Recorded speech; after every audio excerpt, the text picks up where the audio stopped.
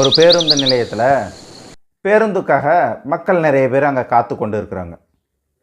அப்படி இருக்கக்கூடிய ஒரு சூழ்நிலையில் ஒரு கணவன் மனைவி தம்பதியர், அதாவது அந்த அம்மா பட்டு புடவை கட்டி கொண்டு நல்ல நகைகள்லாம் போட்டுக்கொண்டு மஞ்சள் பூசி அழகாக பூ வச்சு நல்ல மங்களகரமாக இருக்கிறாங்க. அவரோட கணவரும் பாருங்கள், நல்ல பட்டு வேட்டி பட்டு சட்டை அப்படி போட்டு நல்லா மிடுக்காக இருக்கிறாரு. அவங்கள பார்த்து அந்த கொஞ்ச நேரம் அந்த இடத்துல எல்லாரும் பொறாமப்படக்கூடிய அளவுக்கு இருக்குது. இவ்வளோ அழகாக இருக்கிறாங்களே அப்படின்னு சொல்லிட்டு எல்லாம் நினைக்கிறாங்க. அந்த ஒரு சூழ்நிலையில் அவங்க 2 பேரும் பயணம் போகிறதுக்காக ஒரு பேருந்தை எதிர்பார்த்துட்ருக்குறாங்க. அந்த பேருந்து அப்போ தான் கொஞ்சம் நேரத்துக்கு முன்னாடி வெளியில் போயிடுச்சு. என்ன நமக்கு வர வேண்டிய பேருந்து இன்னும் வரலையே அப்படின்னு சொல்லிட்டு பக்கத்தில் இருக்கிறவங்ககிட்ட கேட்டாங்க. ஏங்க, இது இந்த மாதிரி இந்த ஊருக்கு போகிற பஸ்ஸு போயிடுச்சிங்களா அப்படின்னு. ஏங்க, இப்போ தான் உங்கள் கண்ணு முன்னாடி இப்போ தான் கொஞ்சம் நேரத்துக்கு முன்னாடி போகுது, நீங்கள் பார்க்கலையா அப்படின்னு சொல்லிட்டு கேட்டாங்க.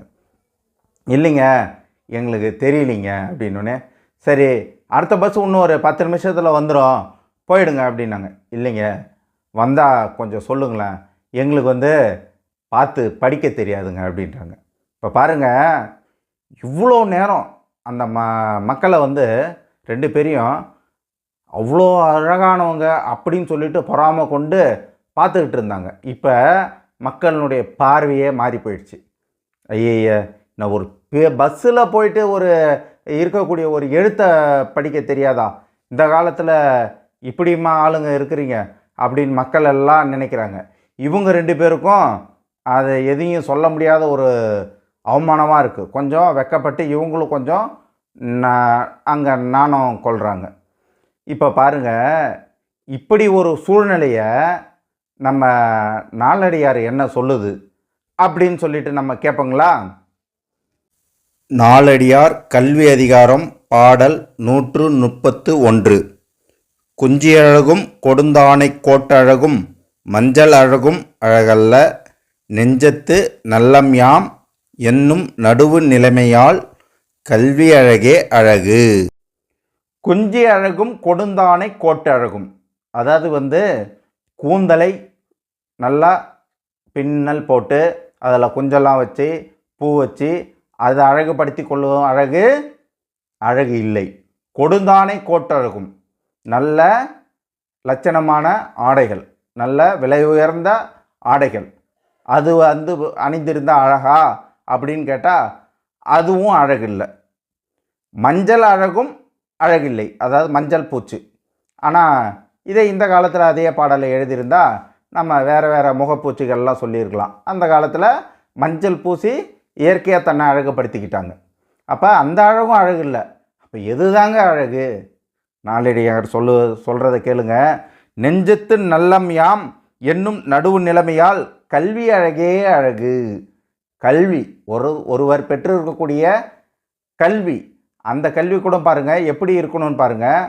நாம் நல்லவர்களாக பண்பாளர்களாக வாழக்கூடிய வகையில் நாம் கற்று இருக்கக்கூடிய கல்வி கற்றிருந்தால் மட்டும் போதாது. அந்த கல்வியால் நாம் நல்லவர்களாகவும் பண்பாளர்களாகவும் இருக்க வேண்டும். அப்படிப்பட்ட கல்விதான் ஒருவருக்கு உண்மையான அழகு என நாலடியார் கூறுகிறது. ஒரு மன்னருக்கு 2 ஆண் பிள்ளைகள். 2 ஆண் பிள்ளைகள் பார்த்திங்கன்னா அவங்க ஒரே பிரசவத்தில் பிறந்த இரட்டை குழந்தைகள். அவருக்கு இப்போ வயதான காரணத்தினால இந்த 2 பிள்ளைகளை ஒருத்தரை அடுத்த அரசராக தேர்ந்தெடுக்கணும். 2 பேரில் யாரை தேர்ந்தெடுக்கிறது அப்படின்னு அவருக்கு குழப்பம் வந்துச்சு. ஏன்னா அவங்க ஒரே மாதிரி வளர்க்கப்பட்டவர்கள், ஒரே மாதிரி கல்வி வழங்கப்பட்டவர்கள். இப்போ இதுக்காக இந்த அரசர் ஒரு சோதனை வைக்கிறார் இந்த 2 பிள்ளைங்களுக்கும்.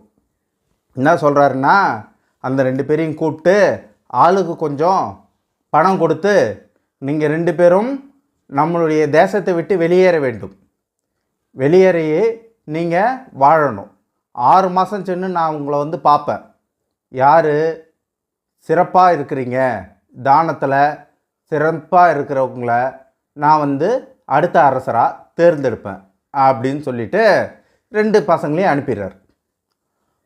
2 பேரும் வெவ்வேறு திசையில் போகிறாங்க. ஃபஸ்ட்டு போகிற ஒரு பையன் என்ன பண்ணுறான், ஒரு இடத்துக்கு போயிட்டு மளிகை பொருள்கள், உணவுப் பொருள்கள் எல்லாத்தையும் நிறைய, அவங்க அப்பா நிறைய பணம் கொடுத்துருக்காரு இல்லைங்களா, ஒரு வருடத்துக்கு தேவையான அளவுக்கு நிறைய வாங்கின்னு போயிட்டான் போகும்போது. இன்னொரு பையன் என்ன பண்ணான்னா, தன்னிடம் இருந்த பணத்திற்கு நல்ல நூல்களை நிறைய வாங்கின்னு போயிட்டான். புத்தகம், படிக்கக்கூடிய புத்தகத்தை வாங்கின்னு போயிட்டான். இந்த உணவுப் பொருளை வாங்கிட்டு போன பையன் அங்கே பசின்னு சொல்லிட்டு யாரெல்லாம் வராங்களோ அவங்களுக்கெல்லாம் தாங்கிட்ட இருக்கக்கூடிய உணவுப் பொருள்களை வழங்கிக்கிட்டே இருக்கிறான். வழங்கி அந்த ஊரில் சிறந்த வள்ளல் அப்படின்னு சொல்லிட்டு பேர் வாங்கியிருக்கிறான். இந்த நல்ல நூல்களை வாங்கிட்டு போனான் இல்லைங்களா இந்த பையன், இவன் என்ன பண்ணுறான், அந்த நூல்களெல்லாம் படித்து அங்கே இருக்கக்கூடிய உழவர்களுக்கு தன்னுடைய நிலத்தில் எப்படி சிறப்பாக வேளாண்மை செய்கிறது அப்படின்னு சொல்லிட்டு சொல்லி கொடுக்குறாரு. பூச்சிகள் தாக்குதலை எப்படி நம்ம கட்டுப்படுத்துறது, காட்டு விலங்குகளை எப்படி கட்டுப்படுத்துறது, இது இல்லாமல் அங்கே ஊரில் இருக்கக்கூடிய சிறுவர்களுக்கு வாழ்க்கை கல்வி, அனுபவ கல்வி, இது எல்லாத்தையும் இவர் வழங்கிக்கிட்டு இருக்கார். இவரும் இப்போ 6 மாதம் காலம் முடிவடையுது. 6 மாதம் முடிவடைஞ்சதுக்கப்புறம் இந்த அரசர் போகிறார். போயிட்டு முதல் பையனை பார்க்குறாரு. மளிகை பொருள்கள்லாம் எடுத்துகிட்டு போன பையனை பார்த்தா அவருடைய செல்வம் பார்த்திங்கன்னா குறைஞ்சி போயிருக்கு. இப்போ கையிருப்பு ரொம்ப கம்மியாக இருக்குது. அவர் 1 வருஷத்துக்கு தேவையான வாங்கிட்டு போனார். ஆனால் இவரோட தான குணத்தை, தர்ம குணத்தை அறிஞ்சவங்க நிறைய பேர் வந்ததுனால இவரோட கையிருப்பு குறைஞ்சி இப்போ கொஞ்சம்தான் இருக்குது. ஆனால் ஊரில் நல்ல பேர் இருக்குது. இதை பார்த்துக்கிட்டு இப்போ அடுத்து இன்னொரு மகனை பார்க்க போகிறார். இப்போ அந்த மகனை பார்க்க போகும்போது அவர்கிட்ட போய் பார்த்தோம்னா அவர் வாங்கிட்டு போன நூல்கள் இல்லாமல் தன்னுடைய அனுபவத்தை தொகுத்து இன்னும் நிறைய நூல்களை எழுதி வச்சுருக்காரு. தன் தந்தை கொடுத்த பணம் நிறைய வச்சுருக்காரு. அதுக்கடுத்து இவரோட அறிவுரைகள்லாம் கேட்டு விவசாயினுடைய விளைபொருள்கள்லாம் நிறைய விளைஞ்சதுனால அவர்கள் இவருக்கு கொடுத்து இவர்கிட்ட அந்த தானிய களஞ்சியம் அதிகரிச்சிருக்கு. இப்போ இவரால் தானியம் இல்லைன்னு வரவங்களுக்கும் கொடுக்க முடியுது. இவர்கிட்ட கையிருப்பும் அதிகமாக இருக்குது. இப்போ பார்க்குறாரு, ஆஹா இந்த 2 பிள்ளைகள் பார், ஒரு பிள்ளை செலவு மட்டுமே செய்து கொண்டு இருந்தான், இன்னொரு பிள்ளை பார் தன்னுக்கிட்ட கற்ற கல்வியை அடுத்தவங்களுக்கு சொல்லி கொடுத்தான். தானம் அது இலவசமாக கொடுத்துக்கிட்டே இருந்தான். அவனால் மக்களுக்கு அறிவை கொடுக்க முடிந்தது, கொடுத்து கொண்டே இருந்தான். அதே சமயத்தில் அவன் பாருங்க, அந்த மக்கள் வாழ்த்தி இவனுக்கு கொடுத்த தானியங்களால் இவனோட களஞ்சியமும் நிரம்பி இருக்குது. அதாவது தொடர்ந்து கொடுத்து கொண்டு இருக்கிறான், ஆனால் குறையவும் இல்லை, பொருள் சேர்ந்தும் இருக்கிறது. அப்போ இவன்தான் அடுத்த அரசராக வர்றதுக்கு தகுதி உடையவன் அப்படின்னு சொல்லிட்டு இந்த மன்னர் அந்த பையனை அரசராக்குறார் இல்லைங்களா. இப்படிப்பட்ட ஒரு நிகழ்வை நம்ம நாலடியார் என்ன சொல்லுது அப்படின்னு சொல்லிட்டு நாலடியார் பாடலை பார்ப்போமா. நாலடியார் கல்வி அதிகாரம் பாடல் 132. இம்மை பயக்குமால் ஈய குறைவென்றால் தம்மை விளக்குமால் தாமுலரா கேடென்றால் எம்மை உலகத்தும் யாம் காணோம் கல்வி போல் மம்மரருக்கும் மருந்து. அதாவது இம்மை பயக்குமால் இந்த உலகத்தில் நன்மை தரும், ஈய குறைவென்றால் கொடுக்க கொடுக்க குறையவே குறையாது, தம்மை விளக்குமால் தாமுலரா கேடென்றால் அதாவது அது தன்னை எடுத்து கொடுத்து அடுத்தவங்களுக்கு சொல்லி அது இருக்கிறதுனால அவருக்கு ஒரு கேடும் இல்லை. இந்த தன்மை இருக்கக்கூடிய கல்வி அறிவு உலகத்தில் இருக்கக்கூடிய மயக்கத்தை, மயக்கம்னா என்ன மயக்கம், அறியாமை என்னும் மயக்கம், அறியாமை என்னும் மயக்கத்தை நீக்கக்கூடிய அற்புத மருந்தாக இருப்பது எது, கல்வி. கொடுக்கவும் குறையாது, அது நம்மக்கிட்ட இருக்கிறதுனால நமக்கு ஒரு பாதகமும் இல்லை. அதே போல் நம்மளுடைய அறியாமையை மட்டும் இல்லாமல் நம்மளை யாரெல்லாம் நம்ம கற்றுக் கொடுக்குறோமோ அவங்களுடைய அறியாமையை நீக்கி சிறப்பான ஒரு மருந்தாகவும் செயல்படக்கூடியது எதுவாக இருக்குன்னா கல்வியாக இருக்குது. அப்படிப்பட்ட கல்வியை நாம் அனைவரும் கற்று தேர்ந்து நல்வழியில் நடப்போம் என கூறி விடைபெறுகிறேன். நன்றி, வணக்கம். 2 பேர் கையில் பை எடுத்துக்கிட்டு வேகமாக நடந்து வீதி வழியாக போயிட்டுருக்குறாங்க. அப்போ சாப்பிட்றதுக்கு கையில் முறுக்கு வச்சுக்கிட்டு சாப்பிட்டு போயிட்டே இருக்கிறாங்க. அப்படி போயிட்டே இருக்கும்போது ஒருத்தனுடைய கையில் இருக்கக்கூடிய முறுக்கு தவறி கீழே விழுந்துடுச்சு. இன்னொருத்தவன் சொல்கிறான், டேய் அது வேணாண்டா, அதில் மண் ஊட்டிக்கிச்சு, அந்த முறுக்கு வேணாம், ஏதாவது எறும்பு சாப்பிட்டு போட்ட விட்டுரு, நான் வேணா என்கிட்ட இருக்கிறத உனக்கு கொஞ்சம் தரேன் அப்படின்னு சொல்லிட்டு வேகமாக போகிறாங்க. மறுபடியும் போயிட்டு ஒரு ஏரி கரையில் நிற்கிறாங்க. அந்த ஏரியில் சேற்றில் மீனை பிடிச்சு விற்றுட்ருக்குறாங்க. அதனுடைய அளவுக்கு தகுந்த மாதிரி, எடைக்கு தகுந்த மாதிரி 500, 600, 700ன்னு பல விலையில் மீன் அங்கே விற்றுட்ருக்குறாங்க. அதில் பெரிய கூட்டு நின்று வாங்கிட்டுருக்கு. அப்போ இந்த 2 பேரும், அண்ணா எனக்கு கொஞ்சம் முதல்ல கொடுங்க, எனக்கு கொடுங்க, நான் போனோம் அப்படின்னு போட்டி போட்டுக்கிட்டு காசையும் கூடையும் நீட்டிக்கிட்டு மீனை கேட்குறாங்க. அப்போ இந்த சேற்றில் இருந்தாலும் அந்த மீனுடைய பயன்பாடு, அதோட குழம்பு ருசி, அதோட ருசியை கருதி அதற்கு முக்கியத்துவம் கொடுத்து அதை வாங்குகிறாங்க. இதே மண்ணுப்பட்ட முறுக்கை விட்டுடுறாங்க. அப்போ நமக்கு தேவையான ஒரு பொருள் எந்த இடத்துல இருந்தாலும் அதனுடைய பயன்பாடு சிறப்பாக இருந்ததுன்னா அது ரொம்ப மதிக்கப்படும். இப்போ இப்படி ஒரு கருத்தை நாம் நாலடியார் வழின்னு கேட்போங்களா? யாருக்கு மதிப்பு கொடுக்குறாங்கன்னு? நாலடியார் கல்வி அதிகாரம் பாடல் 133. களர் நிலத்து பிறந்த உப்பினை சான்றோர் விளைநிலத்து நெல்லின் விழுமிதா கொள்வர் கடைநிலத்தோர் ஆயினும் கற்றறிந்தோரை தலைநிலத்து வைக்கப்படும். கலர் நிலத்து பிறந்த உப்பு, அதாவது அந்த உப்பு உப்பளம் இருக்குது இல்லைங்களா, அந்த உப்பு மண்ணில் பார்த்துங்க எதுவும் விளையாது, அது ஒரு கலர் நிலம். அந்த நிலத்தில் உப்பளத்துலேருந்து உப்பு எடுக்கிறாங்க. அந்த உப்பை விளை நிலத்தில் விளைஞ்ச நெல் இருக்குல்ல, நெல் மணிகள், அதை விட உயர்வாக கருதி அந்த உப்பை பாதுகாக்கிறாங்க வீட்டில். ஏன்னா ஒரு உணவில் உப்பு போடலைன்னா எந்த உணவுமே ருசி இல்லாமல் போயிடும். அதுபோல் கடைநிலத்தோர் ஆயினும் கற்றறிந்தோரை தலைநிலத்து வைக்கப்படும்.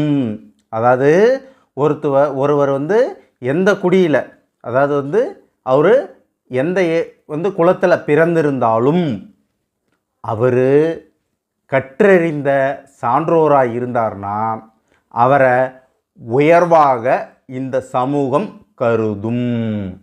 அப்போ ஒருத்தரை உயர்வாக கருதுறதுக்கு எதை கருதுகோளாக வச்சுருக்கு பாருங்கள் இந்த சமூகம், அவர்களுடைய கல்வி நிலையை கருதுகோளாக வச்சுருக்கு.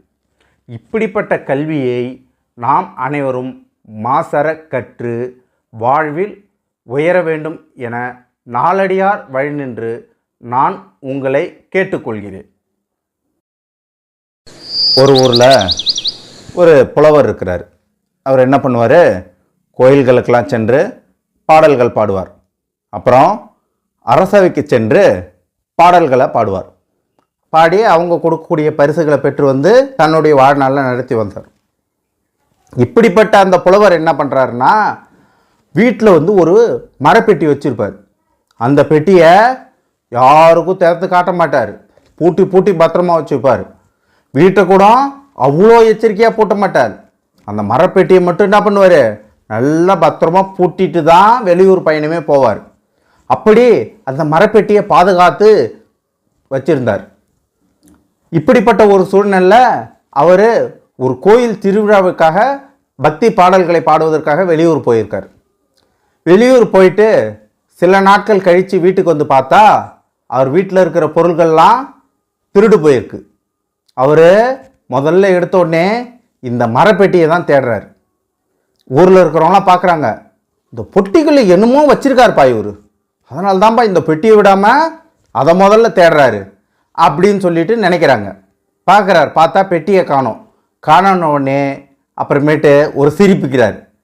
என்ன சிரிக்கிறாரு அப்படின்னு பார்க்குறாங்க. என்னடா இது, பொருள்கள்லாம் திருடு போனதுனால இவருக்கு ஏதாவது புத்தி பேதலிச்சு போச்சா அப்படின்னு ஊருக்காரங்களாம் நினைக்கிறாங்க.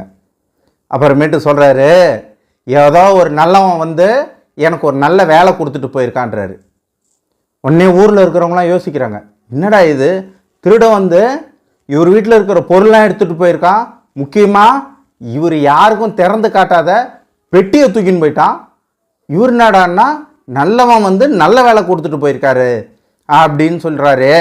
என்னான்னு கேட்போன்னு கேட்டால் அவர் சொல்கிறாரு, இந்த பெட்டியில் நான் சேகரித்து வைத்ததெல்லாம் நான் எழுதிய பாடல்கள், நான் எழுதிய நூல்கள், அதை ஓலைச்சுவடியாக வச்சு அதை தான் என்னுடைய பொக்கிஷமாக நான் இந்த பெட்டியில் சேகரித்து வச்சுருந்தேன். இதை ஒருத்தன் வந்து எடுத்துகிட்டு போயிட்டான், அதனால் தப்பு இல்லை. அதை பாடல்கள் அனைத்தும் என்னோட மனதிற்குள் இருக்கிறது, அங்கேருந்து யாராலையும் திருட முடியாது. பெட்டியில் இருக்கிற ஓலைச்சுவடியை மட்டும்தான் எடுத்துகிட்டு போனான்.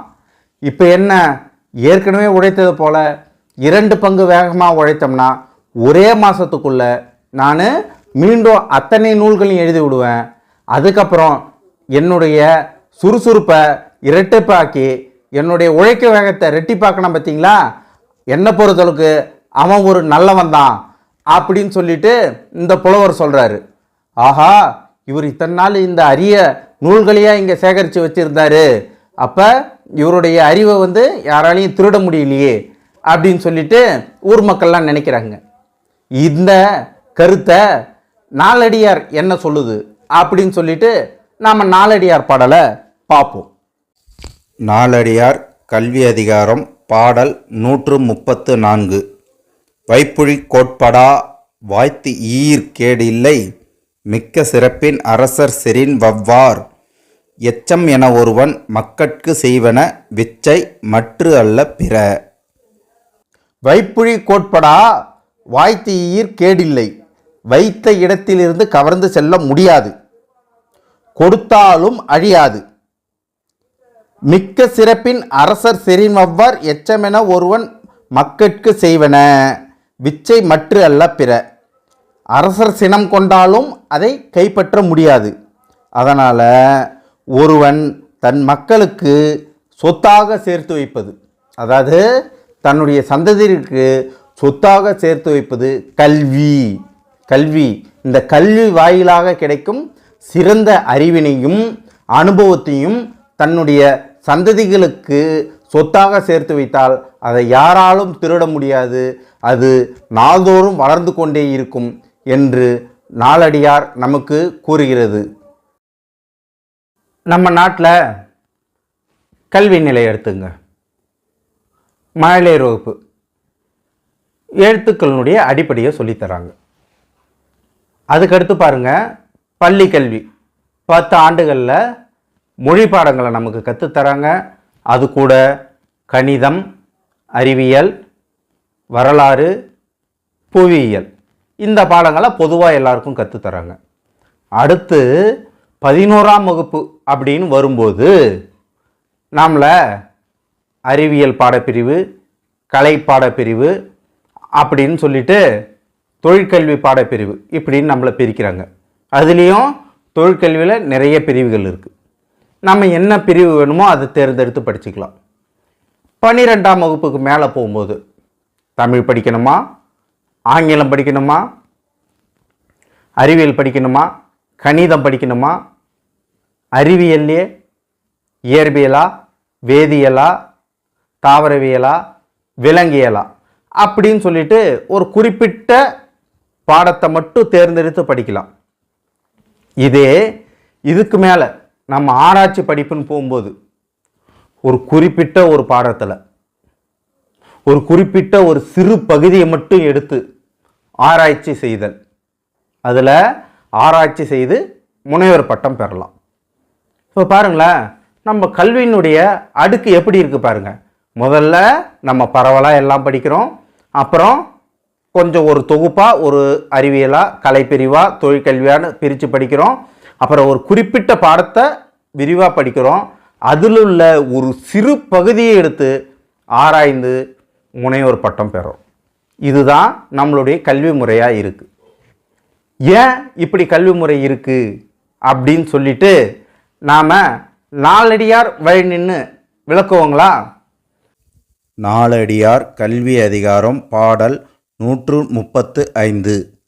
கல்வி கரையில கற்பவர் நாள் சில, மெல்ல நினைக்கின் பிணிபல, தெள்ளிதின் ஆராய்ந்து அமைவுடைய கற்பவே, நீரொழிய பாலுன் குறுகின் தெரிந்து. கல்வி கரையில கற்பவர் நாள் சில. கரையிலன்னா எல்லை இல்லை. கல்விக்கு எல்லை என்பதே கிடையாது. அது பறந்து விரிந்து உள்ளது. கற்பவர் நாள் சில. நமக்கு நாட்கள் அவ்வளவு கிடையாது. நம்ம வாழ்நாள் 70 வருடங்களோ இல்லை அதிகபட்சமாக வாழறோன்னு வச்சுங்க, ஒரு 100 வருடங்கள் அதிகபட்சமாக உச்சபட்சமாக இவ்வளோதான். அந்த வாழ்நாளுக்குள்ள மெல்ல மெல்ல கற்றுக்கொள்ளலாம். அப்படின்னா பிணிபல, நம்ம வயது மூப்பு, ஞாபக மறதி, இதெல்லாம் நம்ம கல்விக்கு தடை ஏற்படும். அதனால் நம்ம எல்லாத்தையும் கற்றுக்கொள்ள முடியாது. அதனால் நம்ம என்ன பண்ணால் தெள்ளிதின் ஆராய்ந்து, தெளிவாக ஆராய்ந்து யோசித்து நமக்கு நன்மை தரக்கூடிய ஒரு பகுதியை நாம் தெளிவாக கற்க வேண்டும். அதை எப்படி தேர்ந்தெடுக்கணும்னா, இந்த அன்னப்பறவையை போல். இந்த அன்னப்பறவை என்ன பண்ணணும்னு பார்த்தீங்கன்னா, பால் நீர் இரண்டில் பால் நீரை விலக்கிட்டு பாலை மட்டும் பருகக்கூடிய அறிவாற்றல் உடையது அன்னப்பறவை. அதை போல் நம்மளுடைய தேவை எது அப்படின்னு தெளிவாக ஆராய்ந்து அதை நன்கு கற்றுக்கொண்டு அதில் நாம் சிறப்பாக வர வேண்டும் என நாலடியார் நமக்கு கூறுகிறது. முனிவர் ஒருத்தர் ஆற்றுக்கு மறுக்கரையில் இருக்கக்கூடிய தன்னோட ஆசிரமத்துக்கு போகணும் அப்படின்னு சொல்லிட்டு அங்கே இருக்கிற ஒரு சின்ன படகுல ஏறி பயணம் பண்ணுறார். அப்படி பயணம் பண்ணிக்கிட்டே இருக்கும்போது அந்த படகோட்டிக்கிட்ட பேச்சு கொடுக்குறாரு. ஏன்பா, நீனு எத்தனை வருஷமாக இங்கே படகு ஓட்டிகிட்டு இருக்கிற அப்படின்னோடனே இந்த படகோட்டி சொல்கிறார், வருஷ கணக்கெல்லாம் தெரியலைங்கய்யா, நான் சின்ன பிள்ளையிலேருந்து எங்கள் அப்பா கூட கொஞ்சம் உதவியாக ஓட்டிகிட்டு இருந்தேன். அதுக்கப்புறம் என் காலத்துலேயும் நான் இந்த படகு ஓட்டி தான் பொழப்ப நடத்திட்டு இருக்கேன் அப்படின்றாரு. சரிப்பா, நீனு ராமாயணம் படிச்சிருக்கியா அப்படின்னு முனிவர் கேட்டார். படகோட்டி சொன்னார், இல்லைங்கய்யா, அதெல்லாம் நான் படிக்கலை அப்படின்னோடனே முனிவர் சொன்னார், ஏம்பா, உன் வாழ்க்கையில் ஒரு 5 வருஷத்தை வீணாக்கிட்டியே அப்படின்னார். அதுக்கப்புறம் நீ பாரதம் படிச்சிருக்கியா அப்படின்னு முனிவர் கேட்டார். படகோட்டி அதுக்கும் நான் அதெல்லாம் படிக்கலைங்க அப்படின்னு சொல்லிடுறார். ஏம்பா, உன் வாழ்க்கையில் இன்னொரு 5 வருஷத்தை வீணாக்கிட்டியாப்பா. சரிப்பா, சிலப்பதிகாரம் படிச்சிருக்கியா அப்படின்றார். இல்லைங்க, நான் அதெல்லாம் படிக்கலைங்க அப்படின்னு மறுபடியும் படகோட்டி சொல்கிறார். ஏம்பா, உன் வாழ்க்கையில் மறுபடியும் ஒரு 5 வருஷத்தை வீணாக்கிட்டியாப்பா அப்படின்றார். சரிப்பா, அதெல்லாம் விடு, திருக்குறள் படிச்சிருக்கிறியா அப்படின்னு கேட்குறாரு. படகோட்டி சொல்கிறான், ஐயா, நான் சின்ன புள்ளியிலேருந்து இந்த படகோட்டுற வேலை தான் பார்த்துட்ருக்குறேன். நான் எதுவும் படித்தது இல்லைங்க, அதனால் எழுத படிக்கலாம் எனக்கு தெரியாதுங்க அப்படின்றார். அட பாவி, திருக்குறளும் படிக்கலை, எழுத படிக்கவும் தெரியல, உன் வாழ்நாளே நீ வீணாக்கிட்டேடா, உன்னோட வாழ்நாளே போச்சு அப்படின்றாரு. அதுக்கப்புறம் கொஞ்ச நேரம் சென்று நடு ஆற்றுக்கு போனதுக்கப்புறம் படகோட்டி கேட்குறாரு, ஏன் சாமி, என்னை இவ்வளோ தூரம் கேள்வி கேட்டிங்களே, நான் உங்ககிட்ட ஒன்று கேட்கலாமா அப்படின்னு. சாமியார் சொல்கிறாரு, சரி நீ கேளுப்பா அப்படின்றாரு. படகோட்டி கேட்குறாரு, ஏன் சாமி, நீங்கள் நீச்சல் பழகிருக்கிறீங்களா அப்படின்றாரு.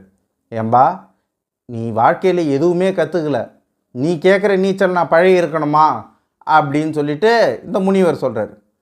இப்போ படகோட்டி சொல்கிறாரு, சாமி, அதெல்லாம் ஒன்றும் இல்லை, இந்த படகுல சின்னதாக ஒரு ஓட்டை விழுந்துருச்சு, எப்படியும் இன்னும் கொஞ்சம் நேரத்தில் முழுகிடும் போல இருக்கு, எனக்கு நீச்சல் தெரியும், இந்த ஆற்றுல நீந்தி நான் தப்பிச்சுக்குவேன், உங்களுக்கு நீச்சல் தெரியாதனால நீங்கள் முழுக போகிறீங்க, உங்களால் முடிஞ்சால் உங்களை காப்பாற்றிங்க, நீங்கள் தான் உங்களுடைய வாழ்நாளையே வீணாக்கிட்டீங்க நீச்சலை கற்றுக்காமல், எனக்கு இந்த ஆற்றுல நீந்த நீச்சல் தெரியும்னு சொல்லிட்டு நீந்தி கரையேறார் இந்த படகோட்டி. இப்போ நம்ம மெயினாக பார்க்க போகிறது இந்த படகோட்டியினுடைய கதை, இந்த முனிவருடைய கதை இல்லை. இப்போ நம்ம கேட்க போகிறது அடுத்து இன்னொரு முனிவர் வராரு இதே மாதிரி எங்கே அந்த ஆற்றை கடந்து இருக்கக்கூடிய ஆசிரமத்துக்கு போகிறதுக்கு. இப்போ இந்த படகோட்டிகிட்ட இதே படகுல ஏறுறாரு. இந்த படகோட்டிக்கிட்டே வந்து, ஏன்னா வேறு வழி இல்லை, இந்த படகோட்டிக்கிட்ட இருக்கிற படகுல ஏறினா தான் ஆற்றை கடந்து போக முடியும். அந்த முனிவர் இந்த படகுல வந்து ஏறுறாரு.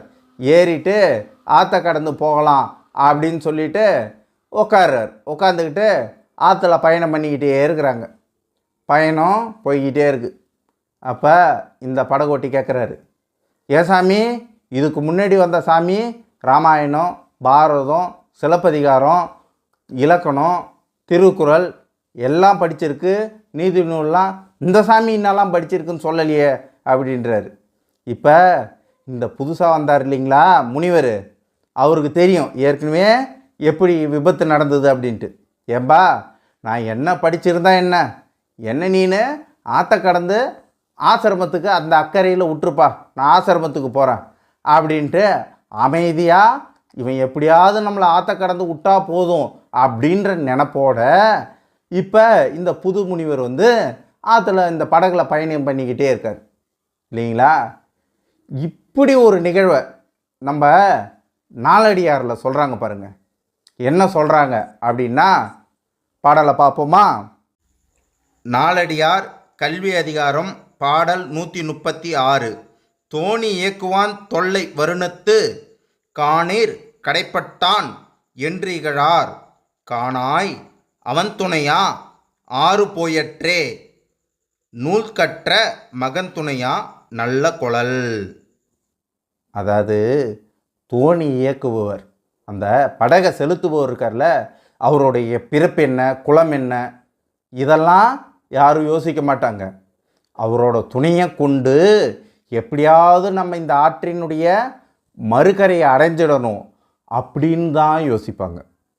அதே மாதிரி நல்ல நூல்களை, நல்ல நீதி நெறிகளை கற்றவர்கள் இருக்காங்க இல்லையா, அவங்க யார், என்ன, ஆணா பெண்ணா, எந்த குலத்தில் பிறந்தவங்க, இதெல்லாம் பார்க்காம அவங்களுடைய துணையை கொண்டு நாம் வாழ்க்கையில் நல்ல விஷயங்களை தெரிஞ்சுக்கணும் அப்படின்னு சொல்லிட்டு நாலடியார் பாடல் நமக்கு கூறுது.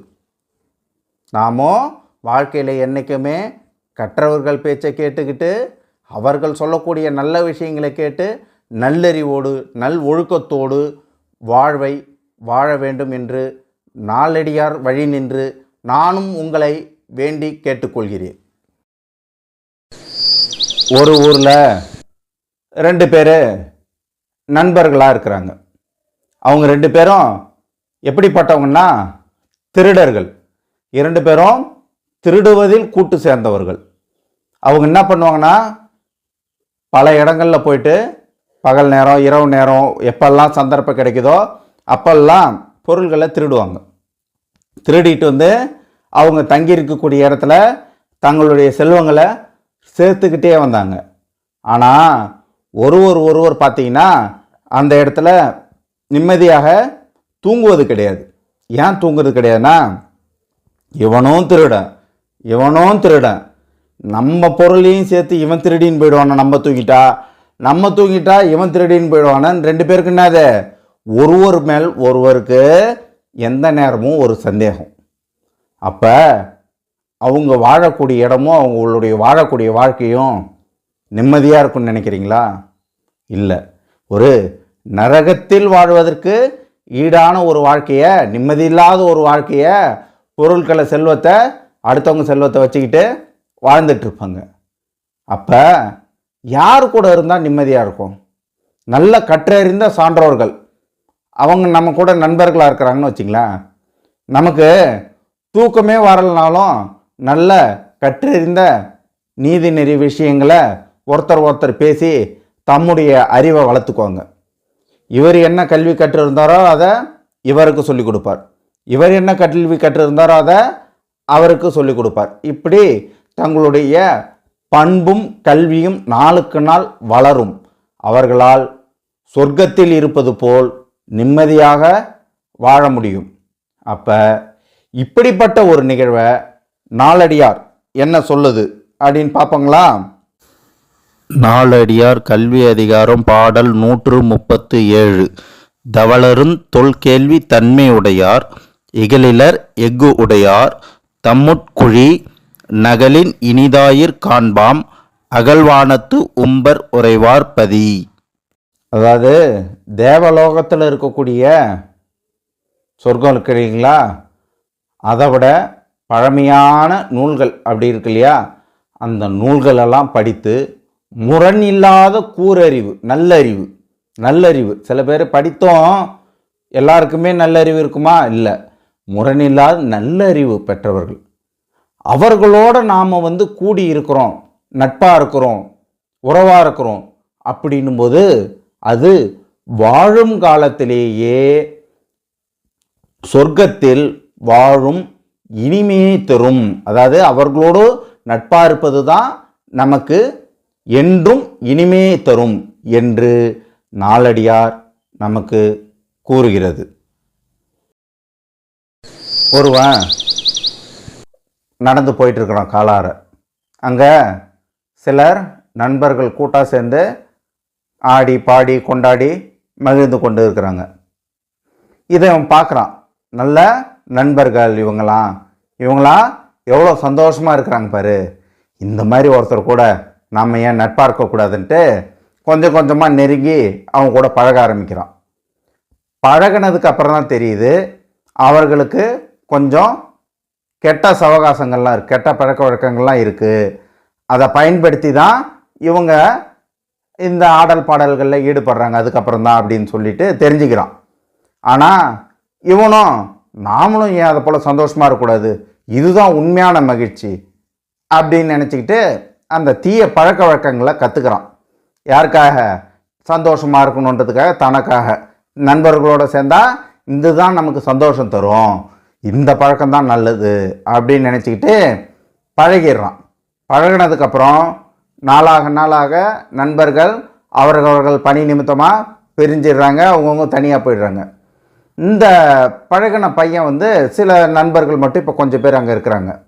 தன்னோட உடல்நிலை கொஞ்சம் கெட்டு போகுது. ஊர்லேயும் அவனை யாரும் மதிக்கிறது இல்லை, வீட்டிலையும் இவனை ரொம்ப சண்டை போடுறாங்க. நாளுக்கு நாள் அவனுக்கு இதனால் பல கெட்டது தான் ஏற்படுது. இதே பையன் பார்த்தீங்கன்னா இதே சில பேர் பார்த்தீங்கன்னா பூங்காக்களில் நூலகங்களில் தேடி கூடி ஒன்று சேர்ந்து படிக்கக்கூடிய நல்ல நண்பர்களாக இருக்கிறாங்க. அந்த இடத்துல சேர்ந்துருந்தா அவர்களோடு சேர்ந்து படித்திருந்து போட்டி தேர்வெல்லாம் எழுதி நல்ல வேலைக்கு போயிருக்கலாம், இல்லை மேலும் மேலும் தன்னுடைய கல்வி நிலையில் அடுத்தடுத்து முன்னேறி இருக்கலாம். இப்போ இப்படிப்பட்ட ஒரு நல்ல நட்புகளை நம்ம பெற்றிருந்தோம்னா நாளுக்கு நாள் நம்மளுடைய இனிமை கூடிக்கிட்டே போகும். அதாவது இப்போ ஊரில் கூட இப்போ பொங்கல் திருவிழாலாம் முடிஞ்சிருக்கு. கரும்பு சாப்பிடும்போது எல்லாம் என்ன பண்ணுவாங்கன்னா எடுத்த உடனே நுனிக்கரும்புலேருந்து சாப்பிடுவாங்க, போக போக அடிக்கரும்பை சாப்பிட்டு போவாங்க. ஏன்னா நுனிக்கரும்பில் இனிப்பு கொஞ்சம் கம்மியாகவும் கசப்பு சுவையும் இருக்கும், அடிக்கரும்பில் இனிப்பு அதிகமாக இருக்கும். யாரும் அடிக்கரும்புலேருந்து நுனிக்கரும்பை நோக்கி வரமாட்டாங்க. அப்போ நம்மளுடைய வாழ்க்கையும் நம்மளுடைய நட்பும் நம்மளுடைய பழக்க வழக்கமும் எப்படி போகணும்? நுனிக்கரும்புலேருந்து அடியில் நோக்கி போகிற மாதிரி இனிமையாக போனால் நல்லாயிருக்கும். இதை நாலடியார் என்ன சொல்லுது அப்படின்னு சொல்லிட்டு நாம் பார்ப்போங்களா? கனைக்கடல் தன் சேர்ப்ப கற்றறிந்தார் கேண்மை நுனியின் கரும்பு தின்றற்றே நுனி நீக்கி தூரின் தின்றன்ன தகைத்தரோ பண்பிலா ஈரமிலார் தொடர்பு. அதாவது அந்த அரசருக்கு அந்த புலவர் சொல்கிறார் எப்படிப்பட்ட நட்பு நல்ல நட்பு அப்படின்னு சொல்லிட்டு. அதாவது நுனி நீக்கி, அதாவது கரும்பு இருக்கு இல்லைங்களா, கரும்புனுடைய நுனியை நீக்கிட்டு நம்ம என்ன பண்ணணும்? சாப்பிடணும், இல்லை நுனியிலேருந்து அடி நோக்கி சாப்பிடணும். இப்படி சாப்பிட்டாதான் இனிமை தரும். இது எப்படிப்பட்ட ஒன்றுடைய நட்பு இப்படி ஒரு இனிமையை தரும்னு பார்த்தீங்கன்னா பண்பிலார் ஈரமிலார் தொடர்பு. அது இருக்கு இல்லைங்களா, அது பாருங்க, அது அந்த நுனிக்கரும்பை சாப்பிட்றது போல கசப்பாக இருக்கும். ஆனால் இந்த நுனிக்கரும்பை வந்து நீக்கி அந்த கசப்பை நீக்கி அடிக்கரும்பை சாப்பிட்ணும் அப்படின்னா அப்போ பண்பிலார் ஈரமிலார்னு சொல்லிட்டாங்க இல்லாதவங்க. அப்போ எப்படிப்பட்ட நட்பு வேணும்? பண்பு உடையார் ஈரமுடையார், அதாவது கல்வி ஞானமும் இருக்க வேண்டும், பண்பும் இருக்க வேண்டும், நல்ல இரக்க குணமும் உள்ளவர்களாக இருக்க வேண்டும். அதாவது கல்வி மட்டும் போதும் சொல்ல, கற்றறிந்து நல்ல பண்பு நல்ல நற்குணங்கள் உடையவருடைய நட்பை நாம் பெற்றுவிட்டோம் என்றால் அது நாளும் நாளும் மேலும் மேலும் வளர்ந்து நம் வாழ்நாளை இனிதாக்கி கொண்டே செல்லும் என்று நாலடியார் நமக்கு நல்வழி கூறுகிறது. ஊரில் மக்கள் எல்லாம் நல்லா வாசனை உள்ள பூக்களை முகர்ந்து பார்ப்பாங்க. இதை பார்த்துக்கிட்டு இருந்த வாழைனாருக்கு ஏன் அந்த பூவை மட்டும் மூந்து பார்க்குறாங்க, என்ன கொஞ்சம் மூந்து பார்க்கக்கூடாதா அப்படின்னு ஒரு ஆசை இருந்தது. அதனால் அந்த வாழைனார் என்ன பண்ணிச்சான், அப்படியே போயிட்டு பூக்கடையில் போய் ஒளிஞ்சிக்கிச்சான். அந்த பூக்கடையில் பூ கட்டுறவர் என்ன பண்ணாராம், அந்த வாழை நார் எடுத்து பூவை வந்து மாலையாக வந்து தொடுத்தாராம். அப்படி அந்த வாழை நாரை தொடுத்ததுக்கப்புறம் அந்த பூவை எடுத்து முகர்ந்து பார்த்தாங்களாம். அப்போ அந்த வாழை நாரும் அந்த பூவோடு இருந்ததுனால நம்மளையும் தான் இவங்க சேர்ந்து முகர்ந்து பார்க்குறாங்க அப்படின்னு நினச்சி இந்த வாழை நார் வந்து ரொம்ப சந்தோஷப்பட்டுதான். இப்படி தான் முள் எல்லாம் எதையோ விலை கொடுத்து வாங்குறாங்க, இந்த முள்ளை யாரும் விலை கொடுத்து வாங்க மாட்டாங்களே அப்படின்னு கவலைப்பட்டுதான். அப்படி கவலைப்பட்ட முள் மீனுக்குள்ளே போய் ஒளிஞ்சிக்கிச்சான். இப்போ மீனோடு சேர்ந்து அந்த முள்ளையும் என்ன பண்ணாங்களாம், விலை கொடுத்து வாங்கினாங்களாம். இப்போ இந்த விலையில் எனக்கும் ஒரு பங்கு இருக்குது அப்படின்னு அந்த முள் நினச்சி தான். அங்கே பாருங்கள், நல்ல பண்பு கிடையாது, அதை விலை கொடுத்து வாங்க வேண்டியவோ மூர்ந்து பார்க்க வேண்டியவோ கிடையாது வாழைநாரை. விலை கொடுத்து வாங்க வேண்டிய அவசியம் இல்லை முல்லை. ஆனால் அது போய் சேர்ந்த இடத்துனால அதோட மதிப்பும் வந்து சிறப்பாக மாறுது பாருங்கள். இப்படி தான் கல்வி அறிவில்லாதவங்களுடைய மதிப்பு எங்கே வந்து சிறப்பாகுது அப்படின்னு சொல்லிட்டு நாலடியார் என்ன சொல்லுது அப்படின்றத நாம் பார்ப்போங்களா. கல்லாரே ஆயினும் கற்றாரை சேர்ந்தொழுகின் நல்லறிவு நாளும் தலைப்படுவர் தொல் சிறப்பின் ஒன்னிற பாதிரி பூ சேர்த்தலால் புத்தோடு தண்ணீருக்கு தான் பயன்தாங்கு. கல்லாரே ஆயினும் கற்றாரை சேர்ந்தொழுகின் நல்லறிவு நாளும் தலைப்படுவர். அதாவது அவர் கல்வி அறிவு இல்லாதவராக இருக்கிறார், ஆனால் கற்றவர்கள் மத்தியில் இருக்கிறார், அவங்களோட சேர்ந்து பழகிறார். அப்படின்னும்போது அவருடைய அறிவு வந்து நாளும் நாளும் மேலோங்கும், அவரும் கற்றவராக கொஞ்சம் கொஞ்சமாக மாறி வருவார். இதை எப்படி வந்து ஒரு ஓமைப்படுத்தி சொல்லியிருக்காங்க பார்த்தீங்கன்னா, தொல் சிறப்பின் ஒன்னிற பாதிரி பூ சேர்த்தலால் புத்தோடு தண்ணீருக்குத்தான் பயன்தாங்கு. அதாவது பாதிரி பூ அதை தண்ணீரில் போட்டு வச்சோம்னா அதோட மனம் அதோட வாசனை கருதி அந்த தண்ணீர் வந்து இனிமை கருதி குடிப்பாங்க. இப்போ பாதிரி பூ பற்றி தெரியலனாலும் பரவாயில்ல, நம்ம என்ன தெரிஞ்சுக்கலாம், வெட்டி வேற தேங்காய் எண்ணெயில் போடுவாங்க, தண்ணியில் போட்டு வச்சுருப்பாங்க. ஏன், அதோட மனம் வந்து இதுக்கும் தண்ணீருக்கும் கிடைக்கும், இந்த எண்ணெய்க்கும் கிடைக்கும் அப்படின்றதுனால. இதை போல் நன்மை என்ற இடத்துல நம்ம சேர்ந்தோம்னா நமக்கு நல்லது கிடைக்கும். இப்போ இதை நாம் எதிராகவும் பார்க்கணும். அதாவது நல்ல குணம் இல்லாதவர்கள் அவங்களோட நம்ம சேர்ந்தோம்னா, கல்வி அறிவு இல்லாதவர்கள் பண்பில்லாதவர்கள் அவர்களோட சேர்ந்தால் அந்த தீய குணம் நமக்கு கிடைக்கும். நல்ல குணம் நல்ல பண்பு வர வேண்டுமென்றால் கற்றறிந்த நல்ல சான்றோர்களோடு நாம் சேர்ந்து பழக வேண்டும். அப்படி பழகும்போது அவர்களுடைய அறிவு நமக்கும் கொஞ்சம் கொஞ்சமாக கிடைக்கும். அவர்களுடைய நல்ல பழக்க வழக்கங்களையும் நாம் கற்றுக்கொண்டு சிறப்படையலாம் என்று நாலடியார் நமக்கு கூறுகிறது. நாம் ஒரு விளம்பரத்தில் பார்த்துருப்போம், குழந்தையினுடைய வயிறு ஒரு சிறு கைப்பிடி அளவு தான், அதை சுலபமாக நாம் நிரப்பிடலாம், ஆனால் அந்த வயிறை நாம் ஊட்டச்சத்துக்களால் நிரப்ப வேண்டும் அப்படின்னு சொல்லியிருப்பாங்க இல்லைங்களா? அந்த மாதிரி தாங்க நாமளும் படிக்கிறேன் அப்படின்னு சொல்லிட்டு பல புத்தகங்களை வாங்கி வச்சுக்கிட்டு படிக்கிறது. நிறைய புத்தகங்களாக இருக்கும். இப்போ சில பேர்கிட்ட பார்த்திங்கன்னா நிறைய புத்தகங்களாக இருக்கும்.